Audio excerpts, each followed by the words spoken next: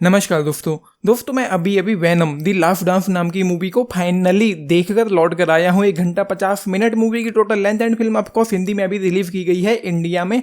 And ये final movie है Venom trilogy में, लेकिन इसका मतलब ये नहीं है कि आपको अब कभी भी वैनम देखने को नहीं मिलेगा। एमसीयू की मूवीज में या स्पाइडरमैन के यूनिवर्स में वो आपको आगे चलकर देखने को मिल सकता है, डेफिनेटली देखने को मिलेगा।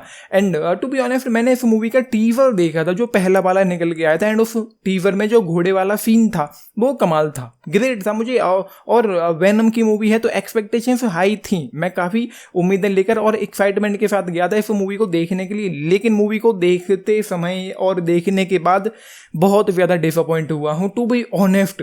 क्लाइमैक्स में जो एरिया 51 में जो फाइट होती है उस मॉन्स्टर उस क्रिएचर के बीच में और वैनम के बीच में एंड और भी जो लोग थे उनके बीच में, वो अच्छी थी, इंगेजिंग थी, देखने लायक थी। उसके अलावा इस पूरी मूवी में कुछ भी इंटरेस्टिंग नहीं लगा मुझे, कुछ भी इंगेजिंग नहीं लगा एंड कुछ भी ऐसा नहीं लगा जो आपको इंगेज करके रख पाए, हुक एंड बुक करके रख पाए, आपको मूवी देखने में मजा आए, कोई इंटेंसिटी हो, कोई एक्साइटमेंट हो, कोई फील हो, कोई डेप्थ हो। इवन मूवी की जो राइटिंग है और जो पेसिंग है वो स्लो है, सुस्त है, कमजोर है और काइंड ऑफ अ बोरिंग सी फील करवाती है। कुछ कुछ मोमेंट्स पर तो मूवी में कुछ भी नहीं हो रहा था। मतलब 1 घंटे में, या मैं यूं कहूं कि 1 घंटे से ज़्यादा का जो वक्त है क्लाइमैक्स में एरिया 51 में जो फाइट होती है उससे पहले तक इस पूरी मूवी में कुछ भी नहीं होता है, ऐसा कह सकते हैं।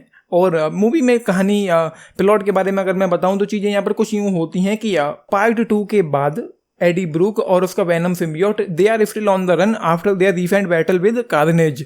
वहाँ पर जो कुछ भी हुआ था उसके बाद वो लोग अभी तक भाग रहे हैं, मैक्सिको में हैं और उसको न्यूयॉर्क जाना है अपना नाम क्लियर करवाने के लिए। एंड उसके बाद यहाँ पर और कुछ चीज़ें ऐसी होती हैं कि एक है कुछ है जिसका नाम नल बताया गया है, यहाँ पर KNULL नल है, जो अपने कुछ मॉन्स्टर क्रिएचर को यहाँ पर भेज रहे हैं पृथ्वी पर। और उनका जो टारगेट है वो है अपना एडी ब्रूक और उसका वैनम सिम्बियोट। उनके पास कुछ है जो उसको चाहिए है और उसके लिए उसके मॉन्स्टर्स जो हैं वो उसके पीछे पड़े हुए हैं, अपने एडी ब्रूक यानी कि वैनम के पीछे कुछ चाहिए उसको। एंड वो भागता रहता है पूरी मूवी में उससे बचकर।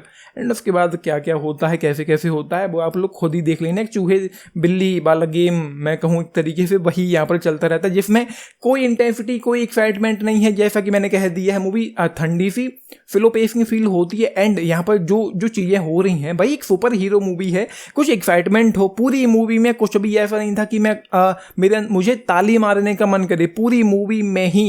तो जितना मुझे याद आ रहा है ये सबसे कमजोर मूवी है इस वैनम ट्रायलॉजी में।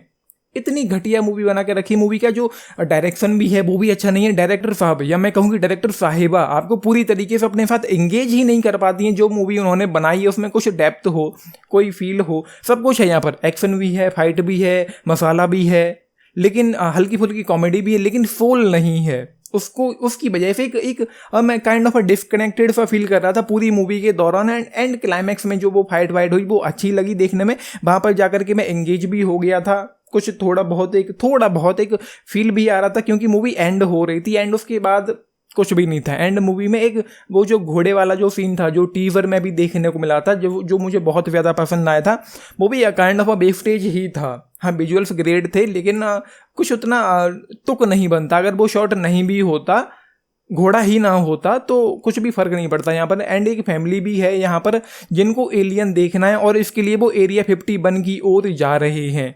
और क्लाइमैक्स वाली जो फाइट है वो भी एरिया 51 में ही होती है। तो वो है कहानी पर मैं जो भी थोड़ा बहुत बताया वही है। ज़्यादा डिटेल में जानने के लिए आपको मूवी देखनी ही पड़ेगी, जो डिसअपॉइंट करके जाएगी डेफिनेटली। एक्शन को लेकर कह सकते हैं कि अच्छा था, सिर्फ और सिर्फ क्लाइमैक्स वाला। बाकी BFX है, MCU की मूवी है तो BFX तो अच्छा होना ही। एंड MCU से याद आया, एंड गेम के बाद MCU हमको कुछ भी यादगार ऑफर नहीं कर पाया है जिसको लेकर हम कह पाएँ कि भाई वो ग्रेट था। लेकिन भाई मज़ा नहीं आ रहा है एंड गेम के बाद से कुछ भी ये लोग बना रहे हैं। तो बाकी बस यही है मेरे पास इस मूवी को देने के लिए, सिर्फ 2 स्टार्स हैं आउट ऑफ 5। बाकी 10 में से अगर आप लोग पूछे मैं क्या ही कहूँ, I will go with 5 stars out of 10 इस मूवी के लिए। बाकी आप लोगों ने देखी है, देख रहे हैं, अपने टेक्स्ट लिख के बताना। एंड मैं कहूँगा कि OTT का वेट करो, जब मूवी OTT पर आएगी तब देखना। 200-250 रुपये जो मैंने खर्च किए हैं आज वो कम्प्लीटली वेस्टेज था। एंड यहाँ पर कुछ post credit and credit scene भी हैं। अगर वो दिखाई जाते हैं तो बैठे रहना, नहीं दिखाए जाते हैं तो OTT पर जब आ जाएगी तब देख लेना, नहीं तो यूट्यूब पर कहीं ना कहीं से लीक होकर के आप लोगों को मिल ही जाएगा। सो ये है, बाकी आप अपने टेक्स्ट लिख के बताना एंड लाइक शेयर सब्सक्राइब भी करना चैनल को, वीडियो को। And this is Nitish signing off, thank you.